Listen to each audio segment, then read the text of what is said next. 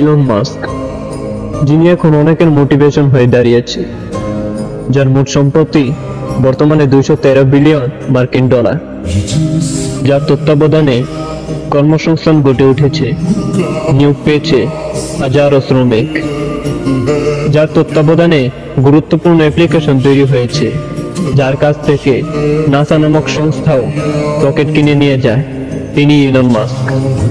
সেই ইলন মাস্কও পারত কোনো একটি কোম্পানিতে জব করতে, সেই ইলন মাস্কও পারত দিন এনে দিন খেতে, কিন্তু না, তার ইচ্ছা ছিল অন্যরকম, তার চিন্তা ভাবনা ছিল অনেক আলাদা, ডিফারেন্ট।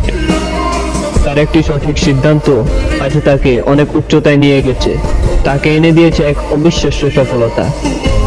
সুতরাং বলা যায় তিনি অনেকের জন্য মোটিভেশন।